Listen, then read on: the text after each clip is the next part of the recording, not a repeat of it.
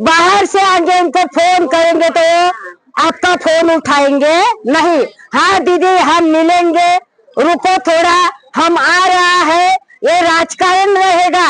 इसीलिए हमारा ये जो वोट है कीमती वोट है, 5 साल के लिए पछतावा नहीं है। एक बटन दबा के 4 बटन दबाने का ये टाइम पता है ना, 4 बटन टीवी का दबाएंगे तभी दीप्ति ताई को अपना वोट मिलेगा। आप गलती से 2 दबाएंगे 3 दबाएंगे तो वोट आपका मिलेगा नहीं। पूरा 4 बटन दबाना है टीवी का, ख्याल करके दबाना है, घाई गड़बड़ करना नहीं है।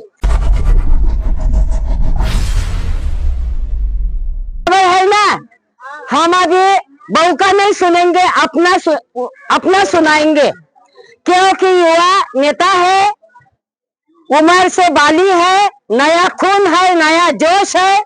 कॉर्पोरेशन में हम सब चुन के रहेंगे। 16 तारीख को गुलाल की गोली हमारी इधर ही उड़ेगी माता के पास, ये हम भी चैलेंज करते हैं, क्योंकि उनका काम का विश्वास है, काम किया है। हर टाइम फोन किया तो हमारे रमेश दादा, कैलाश भाऊ, हमारे गणेश नगर में हमारे सब बच्चे के दोस्त हो गए हैं। माता के भी बहुत प्रिय है, सेवा करते हैं, लंगर के लिए हाथ बटाते हैं। इसके लिए हम भी उसको बहुत दुआएं दे रही है। सीट के लिए गड़बड़ अड़बड़ करेगा, कोई आएगा, लंडू आएगा, पड्डू आएगा, काठी लेने का और भगाने का, बोलने का इधर चलेगा नहीं। हमारा वोट देने का फिक्स हो गया है, वोट फाड़ टीवी बोलने का, गुदड़ी उतार के फेंकने का और भगा के बोलने का, वोट फाड़ टीवी। तुम्ही मत देणार, तुम्ही मतची आम्हाला ताकद देणार, मग तुमची सगळ्यांची ताकद घेऊन आपण शासनाकडे जाऊ, तिथे आपला जे विषय असेल ते मांडू आणि तुम्हाला 100% मी शब्द देतो, जितूबाईने तो शब्द दिला बरोबर ना, मी कुठे पडून गेला तर जितूबाईला धरायचे, त्याला सोडायचे नाही। राजा शेट्टी दिलेला शब्द कधीही वाया जात नाही, दिला तो शब्द। ज्यांना माहित असेल माझे नाव आणि ज्यांच्याकडे माझा परिचय असेल त्यांना सगळ्यांना माहिती आहे की मी एकदा शब्द दिला तर तो पाळणार, काय पण असू द्या, पाळणार म्हणजे पाळणार। आता तुम्ही काय करणार, मी शब्द पाळणार आणि तुम्ही त्याला पाडायचे, त्यांना पाडायचे ना, हो मला मी शब्द ते पाळणार, पण तुम्ही कोणाला पाळणार? हा,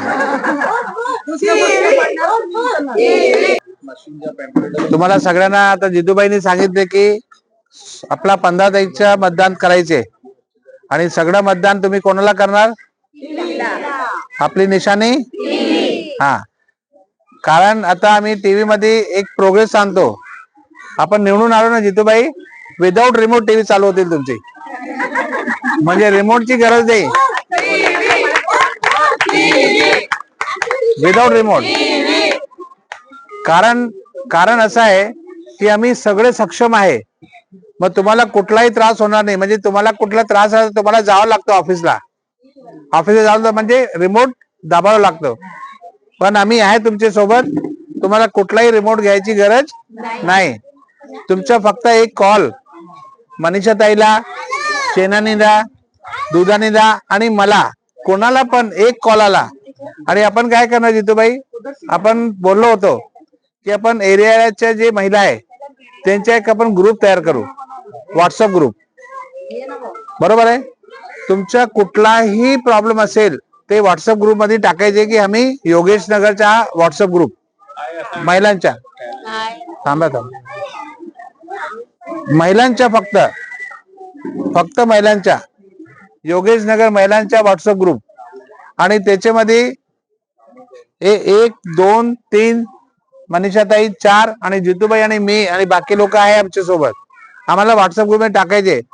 तुमच्या जी पण तक्रार असेल, जे काय प्रॉब्लेम असेल, ते पाणीचा असू द्या, साफसफाईचा असू द्या, बाकी सुरक्षाचा असू द्या, पोलीस स्टेशनचा असू द्या, बाकी कुठला महानगरपालिका आणि दुसऱ्या विभागाचा असू द्या, तुमच्या ज्या दिवशी तुम्ही मेसेज टाकला त्याच्या निवारण त्या दिवशी झाला पाहिजे।